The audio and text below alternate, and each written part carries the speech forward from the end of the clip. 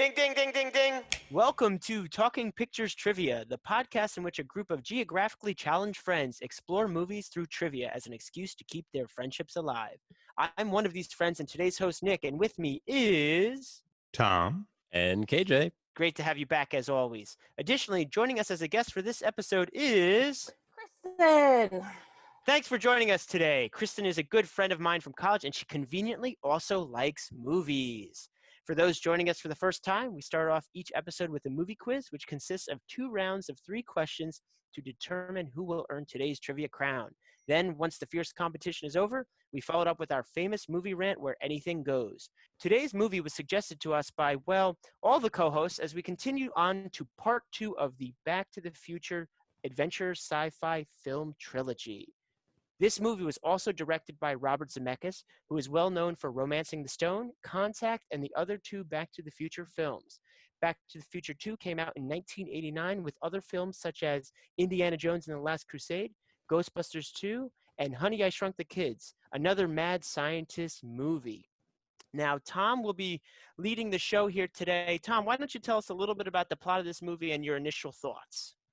Thank you, Nick. So this movie follows right off where the last movie left off. And now Marty, Jennifer, and Doc have to go to 2015 to repair damage to Marty and Jennifer's future children's lives. This results in a catastrophe that occurs in 1955, creating an alternative 1985. So then they have to go back to 1955 in order to fix 1985, and so on and so on and so on. So that's the plot of the movie. Boy, I did not like this film at all. If you want my honest opinion about this.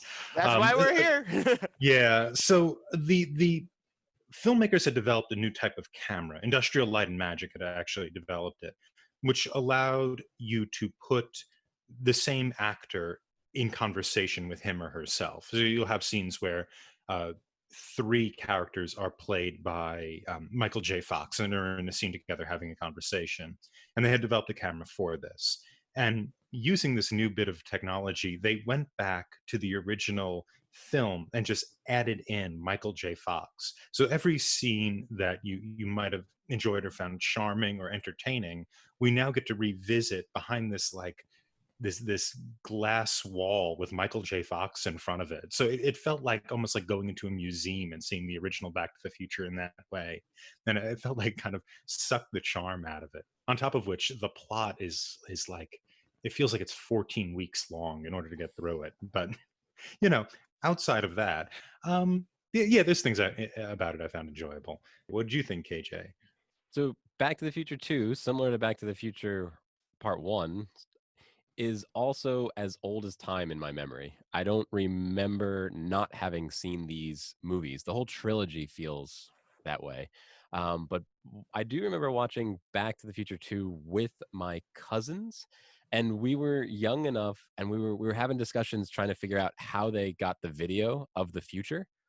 So how were they able to go to the future to get the video to bring back to us to play for us in the movie? In this movie, as Tom said, they do go to the future. But this is a tough movie. It doesn't really follow a 3-act structure. It's got a lot of little story plots that don't connect that well. Yeah, it's definitely the toughest movie to get through. And oftentimes when they do go back to 1955, I kind of just wish I was watching the original Back to the Future and not sitting through this one. How about you, Nick? Yeah, I'm all over the map with this one. There's parts of this movie that I really enjoy, and there's other things that I have big question marks. But what I will say is, of the trilogy, I've seen this movie the least. So we all know my story last week of going to Aunt Jeannie's and watching Back to the Future a million times. And for some reason, through the college years, Back to the Future 3 was like always on cable. But Back to the Future 2 was not. So I haven't seen it anywhere near as much as the other movies. I always did, and I still do find interesting their depiction of the future, which was 2015, which is now our past. And I'm sure we'll get into that a little bit more, what they got right, what they got wrong. But I always did find that part funny, even with the way people dressed or what they thought the world would look like with the flying cars and whatnot. I do enjoy, as long as you shut your brain off from trying to figure out how they handle time travel. Um, if you just jump in and don't even think about any of that stuff, it is enjoyable. And even when I was doing a rewatch with my wife, I found myself continuing to tell her like, oh, don't worry, it's not as good as the first, but it's okay. And she's like, no, I'm actually enjoying this. I'm like, oh yeah, it is still enjoyable. Just because it's not as good as the first doesn't mean it's bad.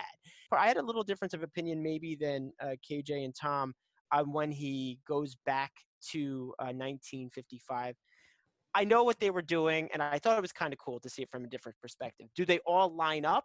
Maybe not, but I actually was okay with that. Some of the things that I wasn't as much okay in the first movie, I mentioned that the special effects really held up. I feel like some of this was experimental technology and maybe did not hold up as well as the first movie. Again, there were more flying cars, more split screens with different people talking to different versions of themselves. I'll buy into it, but I think it was a little smoother in the first. But I'm going to turn it over to Kristen, who I know enjoys this movie. So hopefully I'm bridging the gap here. What are your thoughts, Kristen? Okay, so I could definitely start off in saying that I love any movie with time travel. So I'm like that nerd that if there's time travel in the movie, I love it. So not only do I love 2, I love 1 and 3 of the Back to the Future trilogy as well. And I mean, my husband has heard me say this so many times. I love how they interconnect all 3 of them so well. And there's so many pieces that, yes, might be corny, but like they really thought about it. You can tell that they taped 2 and 3 together because there's so many little pieces. And I'm like that nerd out there that like loves to be like, oh my God, they knew what was going to happen. Like, of course they knew it. They had writers. So I still really like 2. I love that like 1, and this is where I think I really like enjoy time travel movies, is like 1 thing that you do in your life can change the rest of your life. And they show it in the movie how like 1 little simple thing that, going to the future and changing 1 thing can change the entire outlook of your life. So I still really enjoy it. I did rewatch it recently, and the 1950s part did kind of get a little boring. I could see myself picking up my phone a little bit because it was like a little like, all right, come on, get the sports almanac and like let's wrap it up. But the rest of it I really do like. I do wish that they just shortened it a little bit. I don't know if you needed that all the scenes in 1950, but it's still one of my favorite movies. I have to say, it was always, all 3 movies were always on the cable channels growing up, so I feel like it was one of those movies that you could like put on, watch in the background. It's always on. So I love it. I love how they end it. It's like, I love the whole trilogy. There we go. Now, of course, one of the critical questions we ask all our guests is, if you were going to enjoy a snack while watching Back to the Future Part 2 specifically, what would you recommend and why? I wish I could say some dehydrated pizza, but they haven't invented that yet. So I'm going to go with some popcorn with some M&Ms. You got a little bit of sweet and a little bit of salty, which is the perfect mix. And my husband is simply in charge of snacks, and he pours a ton of butter that he melts to put on top of the popcorn, and it's delicious. Now, do you ever mix the M&Ms in with the popcorn? Because I believe we had a guest who did. I don't. Some people do. No, I like to keep mine separate. Okay. Sounds good. I think that's always a winner. I'm a big popcorn junkie, so you don't really have to take much convincing on that end. As we continue to explore the entire Back to the Future trilogy, we thought we'd make it a little more interesting by keeping a running tally of points in which each co-host will face off against the collective power of our guests. To make things obnoxiously fair, each host will have a buddy guest with whom they will share points. You still have to trust me. The math works. My buddy this week is the guest, Kristen. Tom's buddy will be next week's guest, and KJ's buddy was none other than last week's guest, who earned him an extra 4 points. Thank you, Justin. It's time for Movie Quiz. In round 1, each question is going to be worth 1 point. Here are the categories: getting it right, getting it wrong, and inheritance. Kristen, as our guest, which category would you like to start with? We'll start with getting it right. It's time for question 1. In this film, Marty, Doc, and Jennifer visit the year 2015. What aspect of the future did this film get right? I'm locked in. All right, I'm locked in now. Locked in. All right, so let's start with our guest, Kristen. What is your answer? Video phones. When they're in Marty's house, they have the video talking, and FaceTime today is, and even in 2015 was they got that one right. Very good. I'll swing around to Nick. What did you have, Nick? I think the biggest one that always stood out to me was the flat panel TVs. That was not something that exists, and I think that really did permeate society quicker. I'm not saying that Kristen is wrong with that. They did come recently, especially in COVID-19 world, with a lot of the web conferencing. But I always thought they got the flat panel TVs right. They also had some picture-in-picture action going on, which didn't exist. But I'd say the device itself. All right, and KJ, what do you have? So a lot of the technology they got right, a lot of the technology they got wrong, but the one thing they absolutely nailed was the 80s nostalgia. In 2015 till today, I mean, that's a lot of our TV, a lot of our movies. I mean, we're talking about Back to the Future right now. I would say the 80s nostalgia is what they absolutely nailed. All right, three good answers. I'm gonna go with KJ's. I like that answer the most. I knew Yeah. it. I knew it. And I think it also opens up a larger conversation, especially in terms of how this film uses nostalgia. So that was something very interesting to me. I think Kristen, that was also a great answer. I didn't think of that at all. That the video phone thing actually it exists and is there. I was so kind of taken back by the size of technology or the size of screens. But it's absolutely right. Video conferencing and also the flat screens are, yeah, clearly something wasn't there in 1985. It wasn't until the 90s, right? And then they cost like 10 grand or something like that. But let's talk about, I really like this idea of nostalgia. So let's talk about nostalgia and how it functions in this movie. So in the future, they're setting up a very similar scene to the first movie. In the first movie, Marty ends up in the town square in 1955, and they're doing not quite shot for shot, but they're going through that progress again in 2015. And every time I watch the movie, I have this moment where I'm like, how are they going to do this? How are they going to populate the entire square and the diner? And the answer is so obvious once you see it. Make it 80s nostalgia so that they can just put in all the things that they already have ready to go. It'll look kind of futuristic. It was a great solution to making the future feel lived in and kind of real, because nostalgia is all around us all the time. I can also say when they went back to the antique store, like they have their dustbuster. Like God, I mean, I think every house had a dustbuster in the 80s. I think some people still have dustbusters to this day, but like that is an antique these days. How many people have dustbusters? My mother-in-law does, but Yeah, the dustbuster was cool. I also really liked how they threw in another technology, the dust-free paper.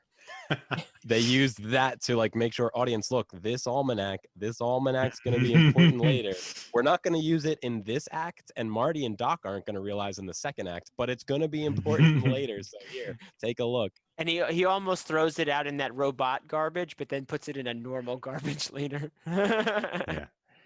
Yeah, and this is something in the first film also. There is kind of an understanding of the nostalgia machine, because the first one was like functioning on nostalgia. And what's interesting about this movie is it seems to be functioning on a nostalgia, not for the 50s, but for the first film. So if you have a kind of love or for the first film, we're going to give that to you again. We're going to recycle that. And part of the pleasure of the movie is you reminiscing on the pleasure you got 4 years ago when this first movie came out. And it's also they're kind of embodiment of different time periods. I was reading about this in a book about Back to the Future. This idea of 55, 85, 15, the midpoint in the decade. So it's not just 1985 or 1955. It's the 80s writ large, and the embodiment of the 80s. It's not 55. It's the 50s writ large. And so the whole thing, these two movies, and I'm sure the third one too, when we get to it, are sort of functioning as functioning via nostalgia. That's what it's providing you. It's exactly what you want of the past. This is a little bit outside the movie, but if we're talking about nostalgia, I'm going to even talk about the movie set within the movie. So a long time ago, I was watching Twilight Zone, the original ones, black and white. And I was watching the first Twilight Zone ever made, which was Where Is Everybody? And there's a gentleman walking around a town that's completely vacant of any people. It's the same exact set from Back to the Future. Like, it's crazy. So it's a lot and Universal, and they have used this same town sequence in a ton of different movies. Some of them, I think, even like Gremlins, To Kill a Mockingbird, The Ghost Whisperer, and a ton of other movies. So it's just funny to me that whenever I see Back to the Future, I now think of that original Twilight Zone because it's the same sequence. I just thought that was kind of related to how it can make you think of other things that you've seen before. But I would recommend just watching that episode to just see how it looks then, and think about how it was almost timeless to how it looks in Back to the Futures. Yeah, and I think we're going to get into this a little more too with later questions, since I wrote the questions. Okay. I know this, but this There's a idea, good chance. this idea of like how film itself is sort of making the past, right? So the nostalgia that we feel is a product not of something, but of this replication of it, the film of it. And so that's interesting. But the Twilight Zone, I had just watched that episode too, Nick, not too long ago. And yeah, it's I didn't make that connection that they're the same, the same it's set. Exactly the same. Yeah. Yeah, but it I mean, they made some tweaks, but they made the theater name is different, but it's the same. Oh town yeah, square. yeah, it's the same. They Yeah, decorated in yeah. different ways, I'm sure. Yeah, But yeah, that's interesting because our vision of the 50s, and I think even like people who grow up in the 50s, like my parents, I think their vision of the 50s is more made from film than their own recollections.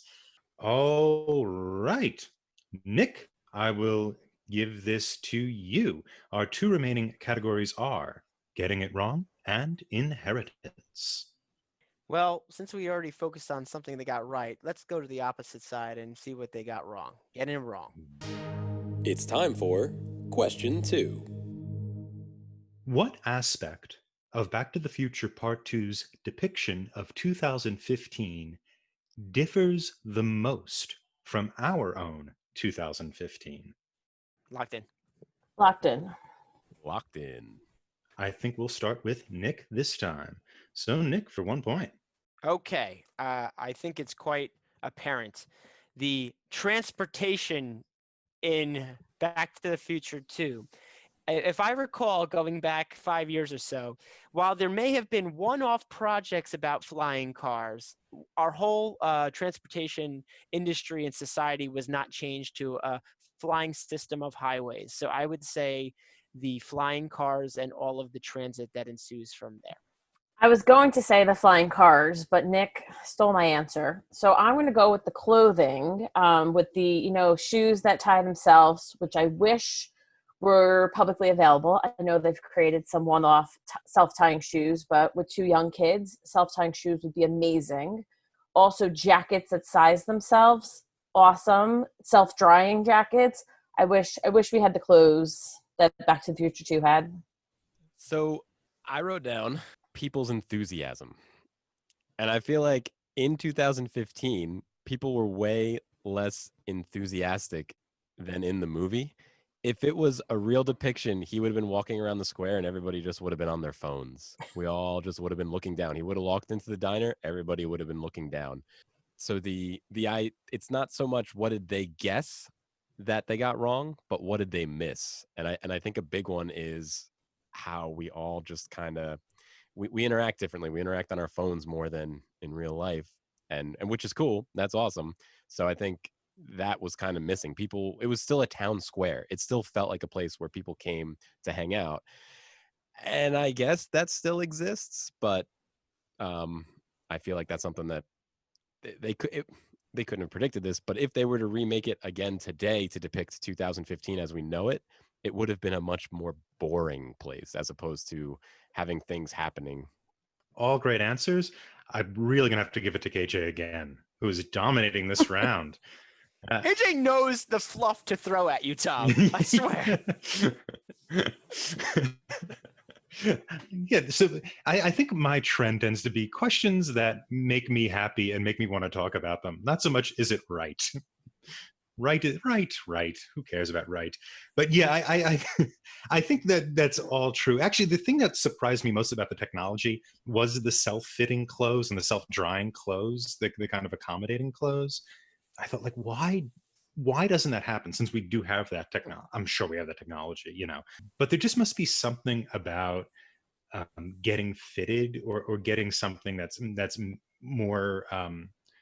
There must be something about the way we buy clothes that we enjoy enough for it not to change, which is must be my guess. I think it's probably cost. I think it's probably Yeah, cost. I mean, yeah. technology is there. So even in this Mm. movie, they talk about a little bit about enhancements as well, like some kind of Mhm. chip Griff had in his head wasn't working right. Even when he goes to punch him, there's clearly some kind of cybernetics on his hand to grab Marty's fist. So there are enhancements, but I think it comes down to economies of scale haven't been made yet to get to that point. Yeah. But hey, I like a nice fitted suit too. So. Yeah, I mean, it's also, we have enhancements. We have, better pacemakers, eye surgery, like LASIK, things like that.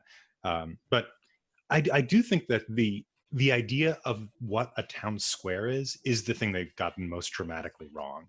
And that's a really good answer, because it's not as if we don't have town squares anymore, quote unquote. It's just they're plural, and they're sort of emergent, and you can join whichever one you want wherever in the world you are, so long as you have an internet connection. Yeah, so that I think is very interesting, and so KJ, you described this as a change in enthusiasm initially, and I was interested in what you meant by that. So when I imagine walking into, let's say you're in Philadelphia and you're walking into you know, uh, one of the public places.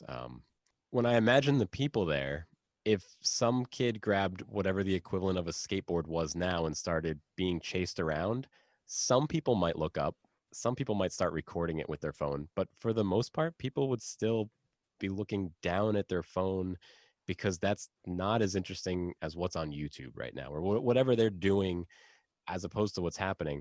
Whereas before we had phones, we had television. So at home, we could consume something more interesting than maybe what's going on at the square. But then before that, I guess in the 50s, they had TV. But the town square was that social outlet. We've moved that social outlet to our phone.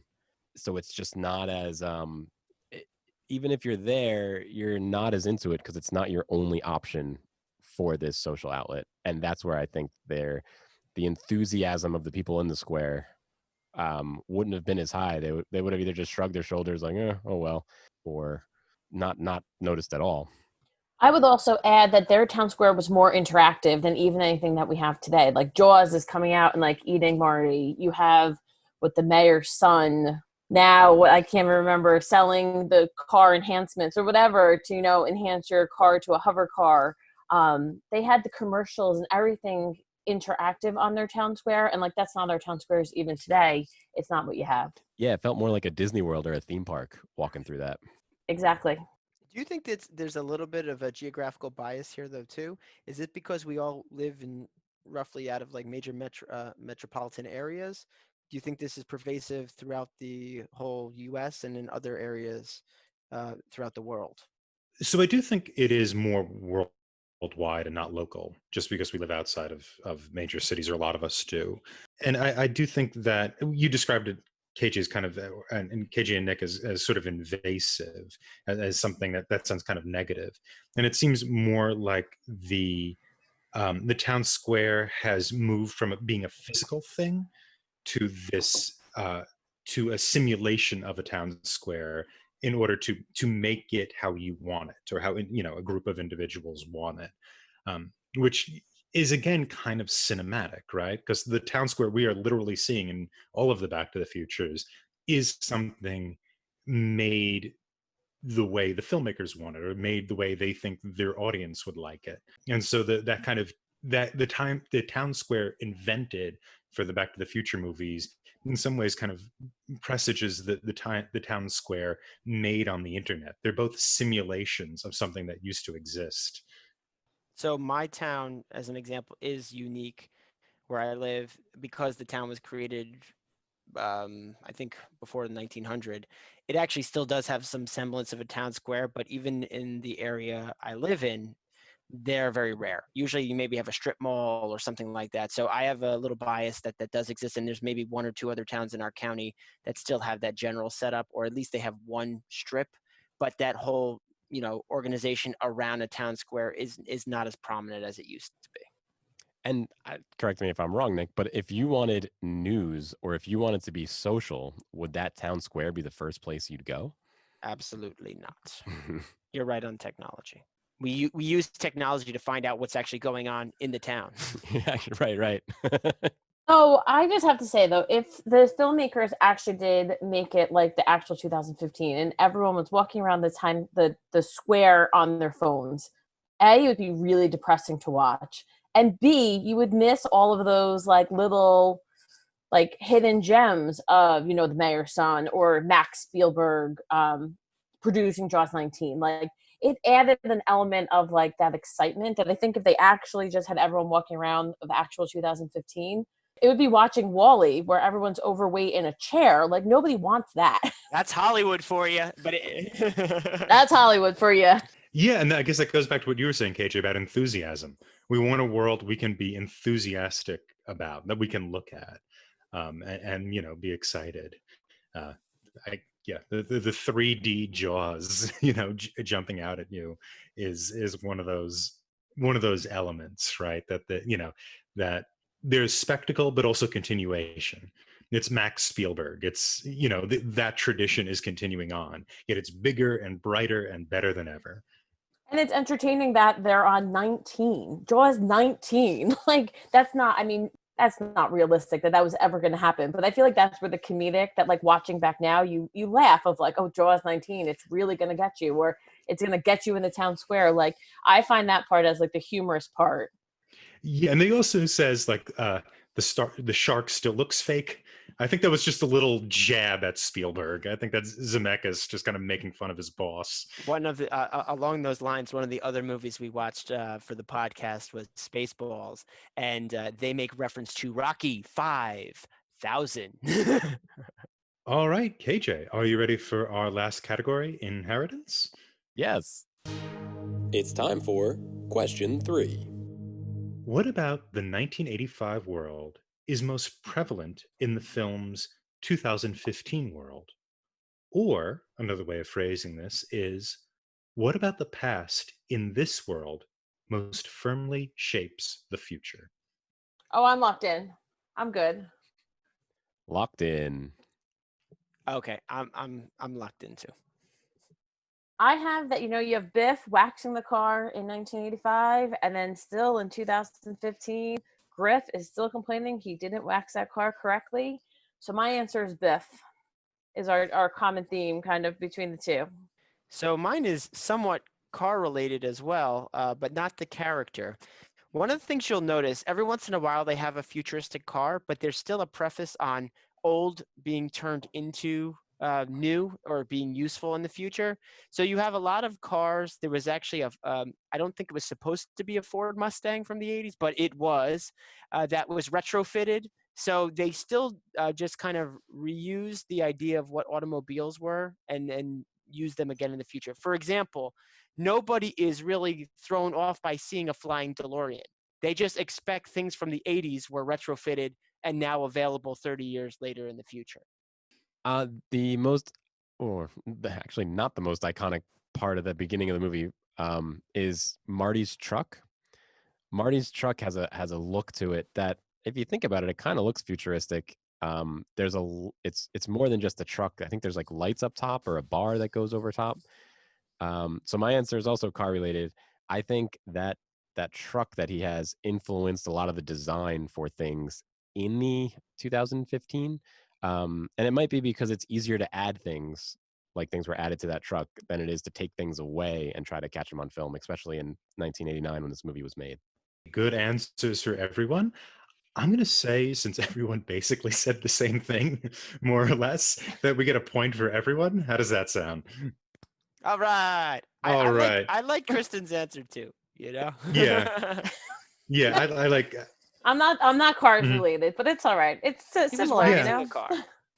With Kristen, your answer, you get this idea of like the families are still there, like the same people, that's what's shaping the future, is that these people in this community are still hanging out and are still around. Oh, actually, I changed my mind. I give it to Kristen. Yay! Woohoo! I Now support that I've that. thought it through. I Mhm. support that. Yeah, that's a Yeah. good question. A good answer. hmm Yeah, so that is another thing that's interesting about this, is that um, despite the fact that it is the future and it's this different type of world, there is a lot of this kind of small town mentality going on there. That we still have like generations and generations of people who are still in this California town. I was wondering what people thought of that kind of way of thinking of the world. I was gonna say I'm living in the town I grew up in. Like, yes, I obviously don't live in the same house, but I live in the same town. My kids will go to the same high school that I went to, so I think there is some, value in staying local. And I like the neighborhood feel. And like, I am in a small town in New Jersey, but we have a small town feel. There's a lot of people who I grew up with who still live here, so it's kind of like a same kind of concept that sometimes you don't move away and you still live in the same town. Yeah, while you do have a fair amount of people who are more mobile than may have been in the past, you still do have a lot of what we refer to as townies. And to be fair, I can't even judge here because I may not live in the town, but I live about 15 minutes from the town I grew up in. So I think I'm still under that bubble. I also wonder, with all the teleworking, working from home that's going on, as jobs become less location specific, if you will get more people staying in the town they grew up in, or if you'll get more people moving out. I don't know. I think we'll get more people moving out personally because, I mean, in New Jersey, where I live, we're close to New York, and that's where the jobs are. If I don't have to live near New York, you could move anywhere and like not pay New Jersey taxes. Yes, I think anyone in this state, not to make this getting political or anything to do with that. Yes, yeah, there are certain areas that are much more affordable to live in, and lifestyle requirements are maybe improved. I did also like how everybody kind of picked up with the cars on the fact that the designs are held over from 1985 into 2015. That what we see in terms of design is just sort of larger or brighter versions of 1985. And it's kind of interesting because the change in design seems to be kind of smaller and sleek. That seems to be what had happened, as opposed to their version of 2015, which is large and loud. But it kind of touches on the phones again, right? That the most important screen is now the smallest screen, not the big screen in Marty's den. No, I was going to say we went into this a little bit in the prior episode with uh, innovation being more mechanical than like nanotech, which is kind of how our world things got smaller, as you said. Even there, it was very mechanized. So they had a gas station where the service was all done by computers or machines versus the staff who, and when they went back in time to 55, you had the whole crew doing the full service. So everything was still more on that mechanized track, not only in 85, but when we got to the future. Things may have been more advanced, but it's still the hoverboard. Everything had a certain mechanical element to it that still portrayed throughout all, these two movies. And actually, to be quite honest, and when we get to the third movies, he does use innovation to the times there as well, which is more mechanical. Yeah, that's a good point. It's kind of joining the 1880s and joining the 1880s to the 2015s. It's seeing mechanization as being the driver of innovation, which we know is not the case. Well, Tom, these were some great questions and some interesting conversation for the first round. Can't wait to hear what you have for us in store. Round two, we just have to take a quick commercial break to pay those bills. We'll be right back. Previously on Marlowe's Spliced Crazed Lab Mystery. What's the case? My husband went missing 2 days ago. Why, he works for Spliced Crazed Lab. If you ever want to see your husband alive again, bring his super secret files to the main offices here at Jeans by midnight, or else, and come alone. The upright cat? That sounds fascinating. I can't wait, Marlowe says with uncharacteristic joy. May we get back to my case? She asks. Yes, of course. This is what we're gonna do, Toots. First I'm gonna kiss you, then light a cigarette, drink a glass of scotch while staring into the distance, then take your place tonight at midnight for the meeting at Jeans. I'll pack my trusty 38 special and rescue your husband, Sir Julius Orson Greenstreet, Esquire. Marlowe wraps his trench coat around him, jams his 38 special into his holster, and gives Bacall Marlene Eliza a big kiss on those damn hot lips.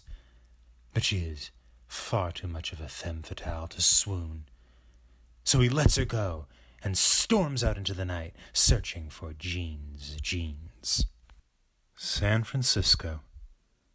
The rain drips down, washing the filth of the city.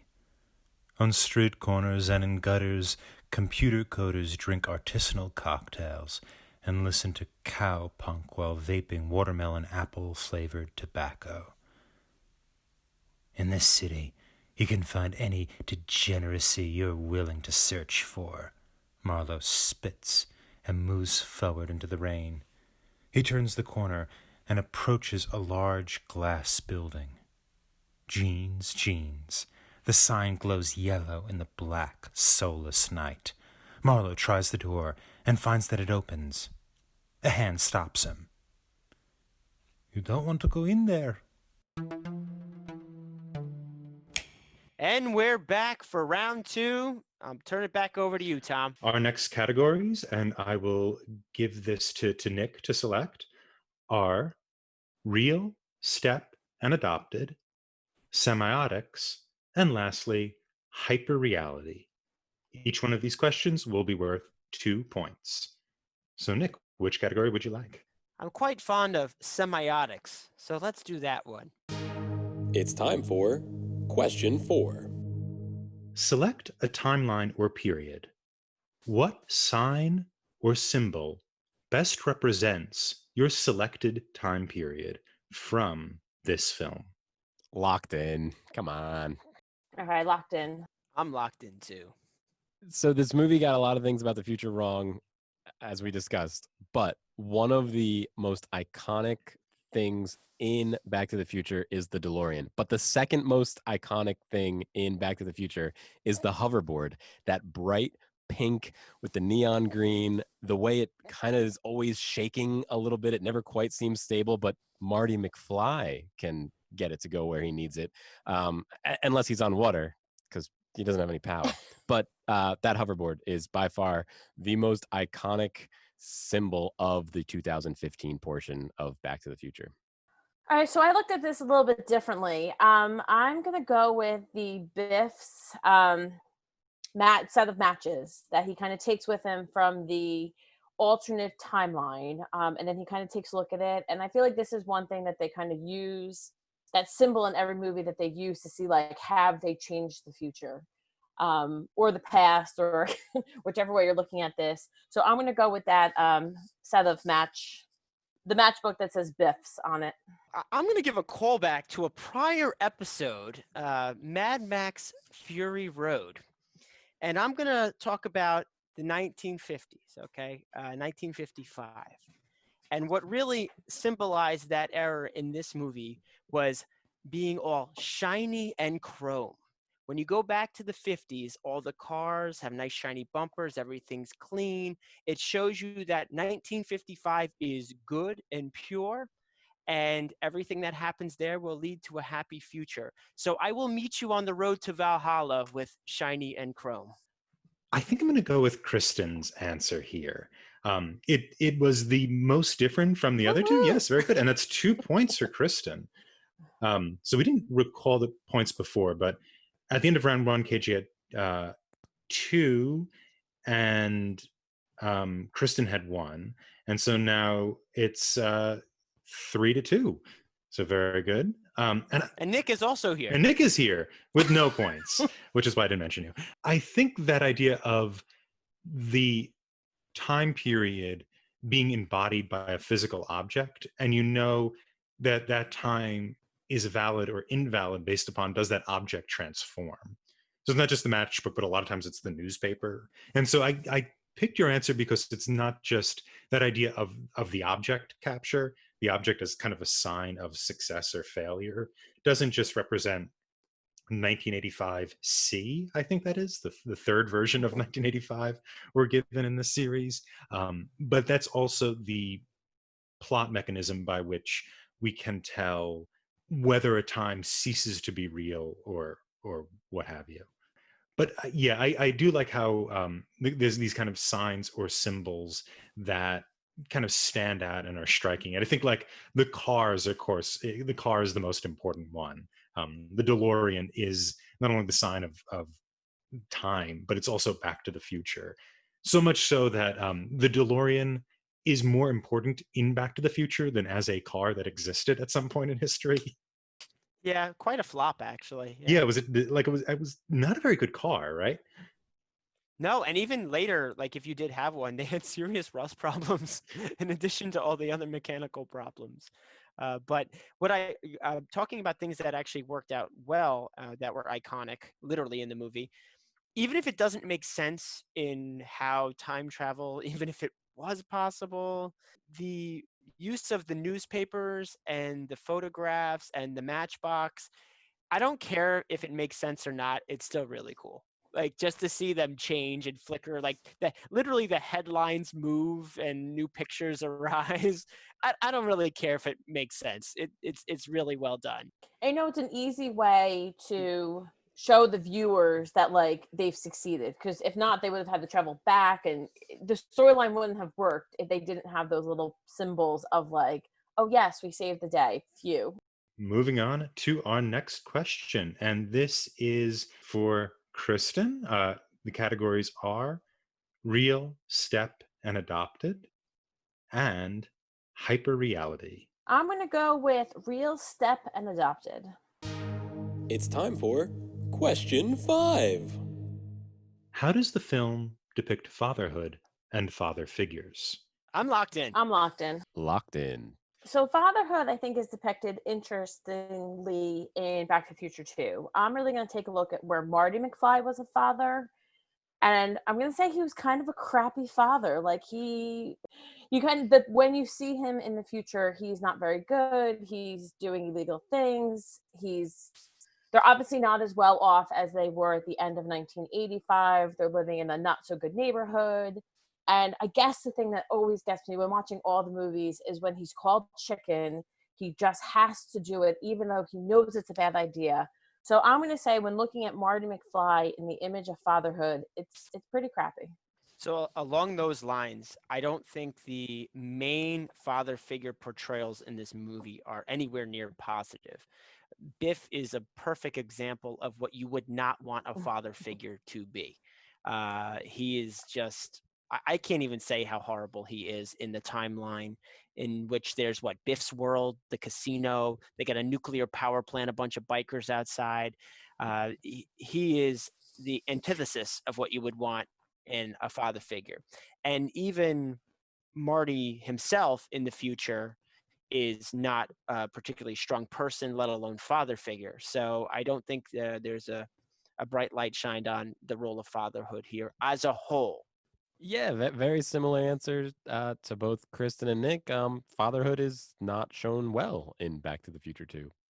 Okay, thank you. Since everyone answered the same, I'm going to give everyone 2 points. I'm finally on the board. You are, yeah. I will say, I think so. Everybody gets 2 points, and I'm going to give an extra point to Nick because I think you're the most articulate with your answer. But I think that everybody deserves points because you all said the same thing. So what I found this interesting in this movie was a lot of the movie is focused on kind of men and masculinity and the way they kind of do things. We do have Jennifer as a main character, but she sort of faints and that's the end of her. And yet a lot of the characters, we see them in various ages, either as fathers or as sons. And it is interesting. I think everybody, has obviously said this, that their role as self-interested hero, as trying to drive their own timeline, is what the men in this movie are kind of better at. Their role as father or raising a next generation seems to be a lot more difficult. It's time for question 6. This film depicts a variety of different versions of 1985, as well as a few different alternatives of other time periods. Considering the fragility of the time, answer the question, what is the real? Locked in. I'll say locked in, but I don't want to go first. I will also be locked in, but I would prefer not to go first. So KJ, you're going first. What answer do you have? So the Back to the Future series probably doesn't have a very strict set of time travel rules.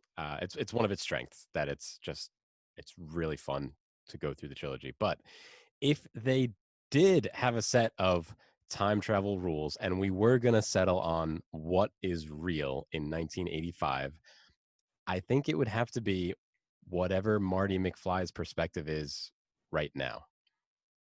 I think the only set of rules that may work for this trilogy is Marty McFly is the center of the universe. Everything else kind of revolves around him. So the real 1985 is the 1985 that Marty McFly is currently observing. Okay, I believe the question just said, what is the real, not real for a specific time period. So when I look at the trilogy as a whole, I think everything is the real. And the reason I state this is these sequences had to occur in order for the eventual future to be what it's supposed to be. So these sequences of events were going to happen to drive us to the end result of what the future was. So I'm going to jump ahead, and I know we're talking about two, but I'm going to say the real of 1985 is how the movie ends in that final scene where Marty has been to 2015, he's been to 1885, he's been to 1955, and he's actually done all of his learning. He learns what he's supposed to do, and then that final scene where he's driving and he doesn't take the chicken challenge on the road. And I definitely like to look at like the best of people, so that's like his best 1985 and the real 1985. Very good answers all. I'm gonna have to go with KJ for this one. I really liked, yeah, everybody's smiling. I really liked. I would go with anyone but KJ on this one. Oh. Well, what happened with why I like that answer was this idea of the idea of everything kind of centering or surrounding Marty McFly, that he's the kind of warm, cool center of the world, and everything's directed or made in respect to him. I think that is not only kind of metaphorically true, as in Marty McFly is the main character, so we're following him. I think it's actually functionally and literally true. I think he is making the world, maybe not intentionally making the world the way he wants it, but the time machine is shaping reality to an end at which he's attempting. He might fail in certain respects, or the end might be accidental, but all of time is sort of in service to McFly in this machine, or he's using this machine to put it in service to him. And so the real seems to be separated from any kind of grounding or any kind of mooring, right? That it's just sort of, you can make it whatever you want. It's all sort of simulation at this point. Well, after thinking about this further based on what was deemed the correct answer, I think I can blow our minds a little bit more in that none of this was real because the dog Einstein was the first one to go through the time machine. So all of the realities are based off from his perspective, and we don't even know if this was the original timeline. So I would say the first time traveler, before he went into the time machine to go forward a minute, that was the real. The reason I really think it's got to be Marty McFly is in Back to the Future 2, Biff takes the DeLorean back to 55 and then comes back to Marty's 2015. Yeah, it's a good point. I'm just trying to have fun. But yeah, it's a good point. Even beyond that, it's the dog kind of doesn't have perspective, right? I mean, it's not so much is there this kind of thing that's real that we can ground, because you could just say this about about anything. I mean, if the 1955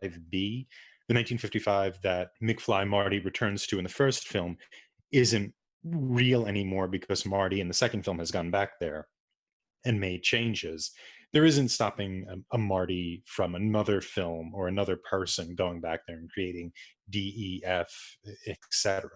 And so what the second film opens up, when we're able to see Marty with Marty in certain shots in 1955, is that the sense of a singular reality is kind of lost, right?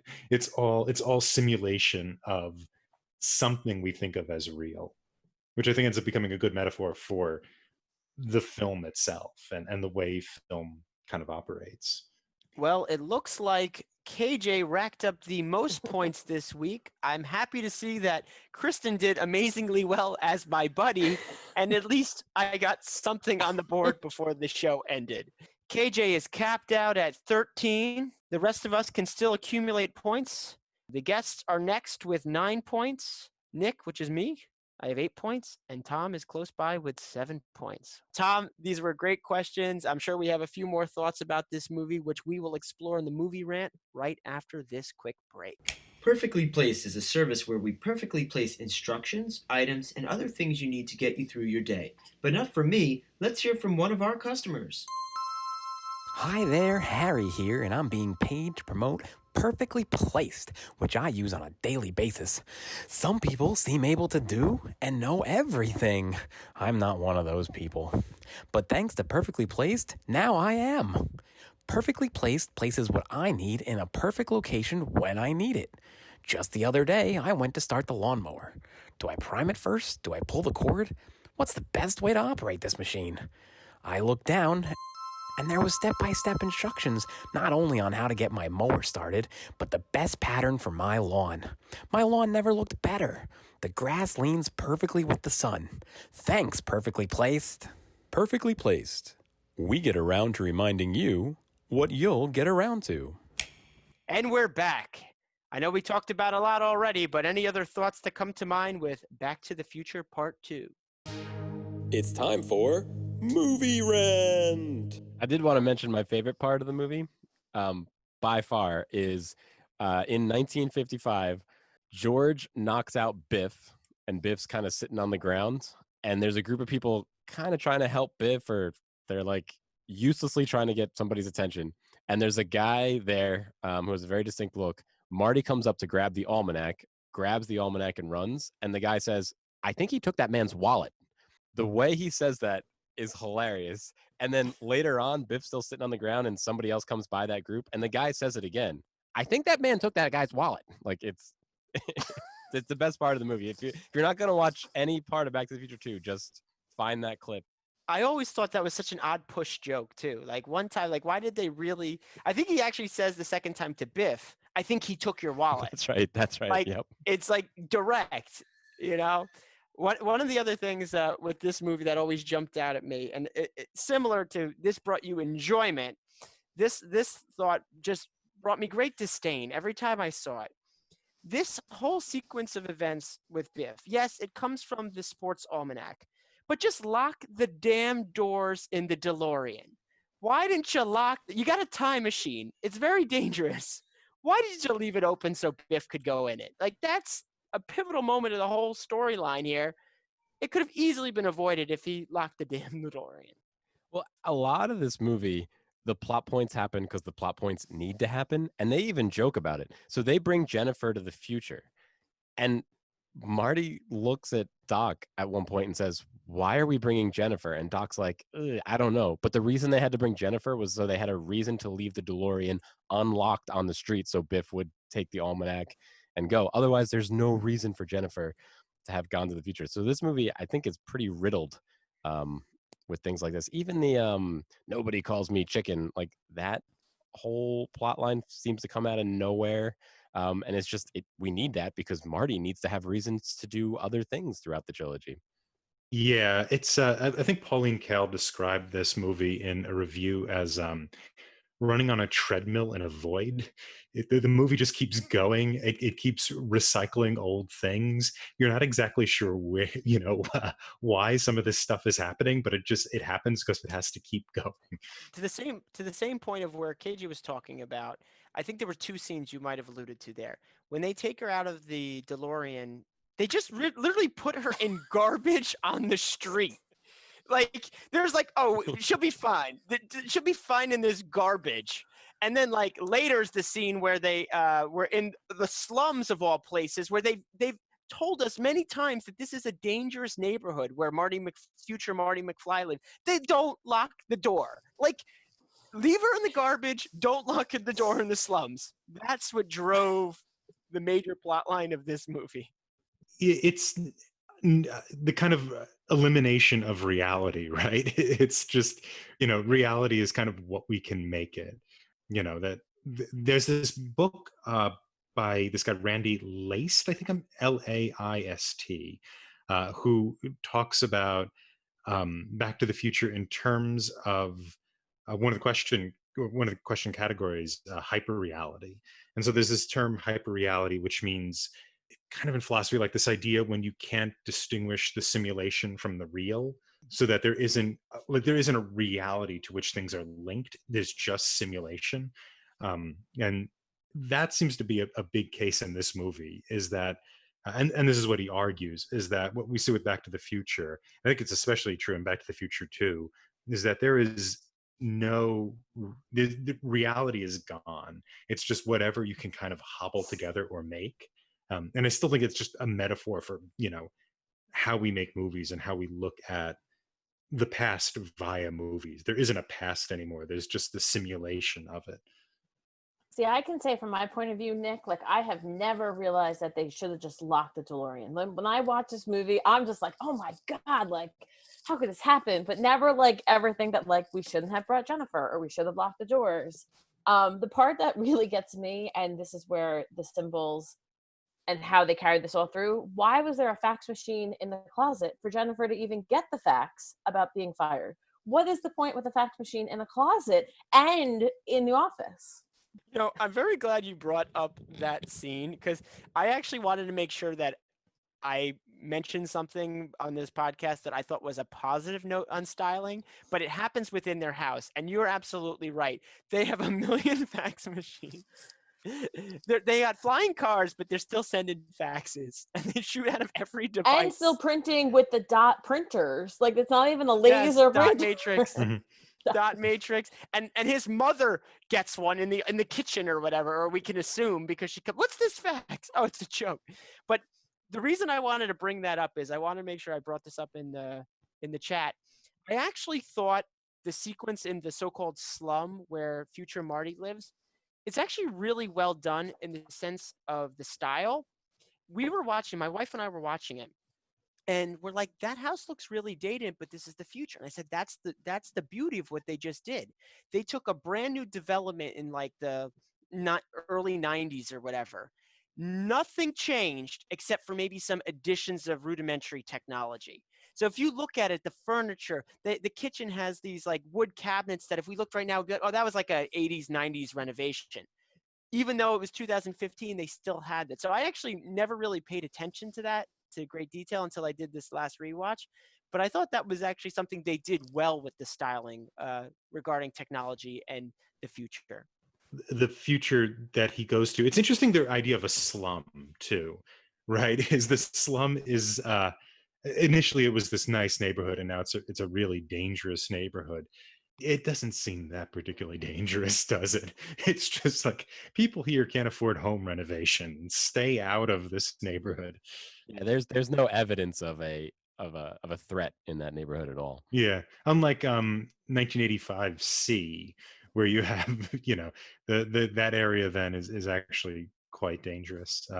When they dropped Jennifer off, he's like, I don't remember bars on the windows when they Mhm. put her on. You think he would have stopped and said something like, "Why? Mhm. This isn't her house." That is the part that bothers me, because it's like you didn't think to be worried about the bars. What about all the burning cars and refuse in the streets? It looked like a war zone. Yeah, this is just because Biff bet a lot, or he also invests in power plants. Is that correct? Nuclear power plants. Yeah. Right next to his casino. Why would nuclear power plants lead to the end of the high school or something like that? Or I think it's just because he had influence and paid off police, so he pretty much ran the show. Mhm. So he's not a good guy. Yeah. Yeah, no, there's biker gangs. Yeah, I also like the depiction of bad boys in the past as biker gangs and these, drive-bys for no reason. Did you see in that scene too? There's like a sign, "Bikers welcome." Yeah. Apparently Biff was based on the Biff in this was apparently based on Trump. That was what the design was going for in the second Oh, film. that's funny. And that is so funny you say that. I have my manager these days is based out of Singapore, and she actually referenced Back to the Future 2 this week. And I didn't tell her I was doing this podcast, and she's like, "Oh, Biff and Back to the Future 2. It's just like Trump." And I was like, "Wow, my worlds are literally colliding right now." Yeah, that was the funny. physical nature or the look of the character was based on I that. could also see maybe the casino, because he was getting into casinos back then Yeah. too. Yeah, well, that was the whole thing, the kind of Yeah, the aura. the big lifestyle. Yeah. Yeah. Oh, that's interesting. Largely. I think too, like the idea of life being created by technology is a big theme in this movie. I mean, not only is reality shaped by the time machine, or rather, not only do we see in like 2015 that people have these kind of embedded things in them that make them stronger. Griff is the best example of this, or the flying cars. But it ends up being in the future that the DeLorean itself makes reality, right? It makes time how you want it. And that to me was kind of an interesting way of looking at the film as kind of technology has dominated even yeah, what time do you mean by itself. that, Tom? You mean that because the characters are using the DeLorean to go through time, it affects time? But I think it's also that the world in which we see it at 2015 is sort of in service to technology, right? Like everything is sort of technologically more bright or better or whatnot. And the car becomes kind of a metaphor for that, for all of history even being in service of these kind of advancements. So one of the things that I don't know if this actually holds up, but I always thought the first movie was Marty's movie, and this second movie is Biff's movie. In this movie, Biff is the one who is creating the conflict of the movie, which is the almanac. It doesn't happen, or our main characters don't even realize what the conflict of this movie is until the third act, right before they go back to 1955. But it's kind of cool. We get to see where Biff grew up a little bit. We get to see old Biff. We get to see Griff. So I just always felt that this kind of was Biff's movie, and the first one was Marty's movie. I've never thought about it like that, but you're like, now that you say that, like, yeah, it definitely is a movie really more about Biff than like Marty and Doc. And even when we were talking about fatherhood and that question, like, we didn't mention like Doc. Like, Doc is such a, maybe the third movie is more about Doc as we look at all of that. Not to jump ahead to the next podcast, but yeah, you're right. This movie is really focused on Biff and how it's centered around Biff. I've never looked at it that way. I feel like to watch the movie again with that in mind would be interesting. And actually, you're bringing up the father question again. We don't see Biff's dad, right? Griff is Biff's grandson. So, we don't see Biff's dad, and we don't see Griff's dad. There's fathers are absent in that family line. It's a family line without fathers. Right? There's the parent generation is always missing. It's a little true with Marty too, right? Marty's dad is Marty we meet the one Marty who's grown up with the kind of weaker version of George McFly. There's Sci-Fi publisher George McFly, and then there's kind of punching bag George McFly, and he's not much of a father figure either. and Doc seems to be kind of self-generating almost. Like when we go back in time, he's still the same age, and you get the impression no matter how far back in time you go, he's still the same age. We know his family had wealth at one point that he spent down for the time machine, but there is like a distinct lack of fathers in this movie. There's a lack of people who generate other people. There's like a lack of history almost.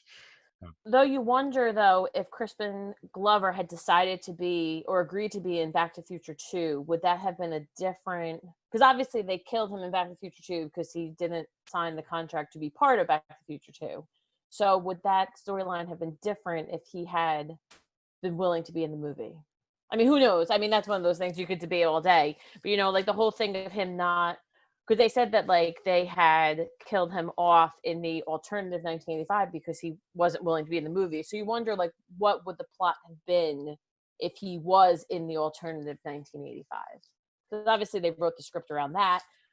It would have been an interesting movie to see how it would have differed if he was in it in the alternative 1985. Yeah, he's still. I mean, he might have been a larger presence. He almost certainly would have been. But Lorraine still would have married Biff because that's the whole premise. So yeah, you had to. That's the plot. You have to get rid of him somehow. But it's still the Marty we have is not the Marty who was raised by the George McFly we admire, right? This is still a guy who's kind of Marty sort of invents the dad he needs, right? in the first Back to the Future, and then he accidentally uninvents him, or actually in a quest for money sort of destroys the past he's invented that he likes, and it's become replaced with a disaster. But yeah, that is interesting. There isn't people who are there's just these various realities. There aren't people who are creating it, or we seem distant from them. So say just before we go and talk about maybe what we liked or didn't like about this movie, I have to say what frustrated me about this film wasn't the convoluted plot, which I got the impression, KJ, that was a little irritating for you. What frustrated me was kind of revisiting things I liked in the first movie and just kind of sticking more information or more plot on top of it. So I can say that when I watch a movie, I don't think about a lot of these things. I sit and watch a movie and I'm like fascinated, even at the corny jokes. So I like it all. The way they connect, and that's like probably my favorite part. I used to love when cable TV would run 1 into 2 into 3 that you can seamlessly watch, and it's like one continuous show. So I feel like 2, I enjoy 2 because it's just part of the trilogy, and you need 2 to then tell the story of 3. So I personally like it. There's a lot of holes in the plot. I mean, we've discussed a lot of things that bother us, but overall, I think it's a good movie. Is it the best of the 3? No. I mean, well, I'll say there's hoverboards, which make it pretty cool. But other than that, like, it's not the best, but it's still an integral part. Going to the future is cool. They got a lot wrong. I don't know, I guess when I finish watching any of these movies, like, it just reminds me that the future isn't written. And I know so corny, people always write that on Facebook, or, back when we were, younger, people would put it on their AIM message, but it's not written. And every decision we make changes our future. So let's make it a good one. It's so corny. I know. I like the corny pieces of movies. So here's my problem with the movie, I think. All right. So let's break this movie down into 3 acts. Okay. Let's say the first act is the future, the second act is alternative 85, and the final act is 55. So in the first act, what's the conflict? Something about Marty's kids that does not matter for the rest of the movie. The only thing that matters in that first act is the almanac was obtained. So let's actually call that a prologue, because it just prompted the almanac. All right. Now let's take a look at the second act, 85. Nothing happens. 0. Nothing happens at all. We're just getting kind of exposition. Marty's exploring this world, kind of like the beginning of a video game when you got to go around town and talk to everybody. Like that's it. So let's not call that the second act. Let's call that a continuation of the prologue. And now we're an hour into this movie, and we're still just getting the prologue. at the end of the alternate 85, Doc and Marty realize they have to go get the almanac. Okay, so now the movie begins in 1955. And it's quick. It's really quick. The conflict is resolved because Marty gets the almanac. There's barely any movie. That's now. a good point. Yeah. He gets the. So that's my problem with the. Yeah, that's true. It pushes the entire conflict to the last 30 minutes. And everything up to that point is sort of a fun way to look at the future, a fun way to look at a terrible 85. Yeah. But there's no movie. Don't be wrecking one of my favorite movies here. Come on. It's good. And that 85 portion was what I found so frustrating with, because then you get to see the better movie, literally see the better movie with just our movie in front of it. Just sneak our little movie in front of this better movie. Exactly. So that was frustrating. And actually I found the last 30 minutes the hardest to get through for that reason. Yeah, I see your point. I have to say I found Biff World kind of fun. Just as I like that actor. I like the actor who played Biff. So seeing him kind of do different things, and also old Biff kind of ragging on young Biff. Make like a tree and leave. You sound like an idiot when you say it wrong. I genuinely enjoyed that. But kind of outside of that, I that's a really good point, KJ. It's a really good point. That's why this movie is tough to watch. What's the name of the actor that plays Biff? Yeah, I'm looking up his name now. He's awesome. He is incredible throughout this whole trilogy. Obviously, Michael J. Fox is amazing. Chris Lloyd's amazing. But I think he's a very important piece of why, like Kristen was saying, all these movies connect together. They work as a trilogy as a whole. I think having that consistent villain and the way he acts, all those different Biffs, Griffs, and all the Tannins is awesome. He apparently was not originally the first Biff. One of the other people was.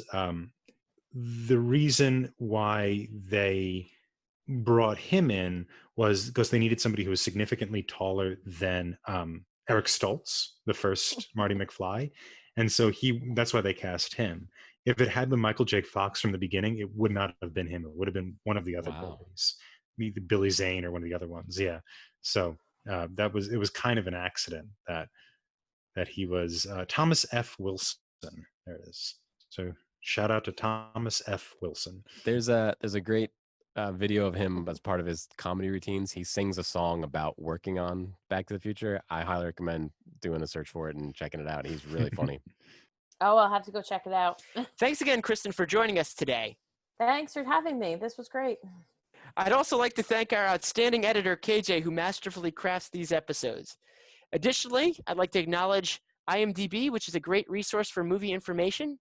Check out our website, talkingpicturestrivia.com, for more information about us and our episodes. You can find us on Apple Podcasts, Google Play, Spotify, and Stitcher, as well as our YouTube channel. We are extremely grateful for any positive reviews, as those help others like you find us. If you like what you hear, remember to like and subscribe to our show. Join us next time when we conclude the trilogy with KJ taking the helm for Back to the Future Part 3 from 1990. Should be a fun one. Ding, ding, ding, ding, ding.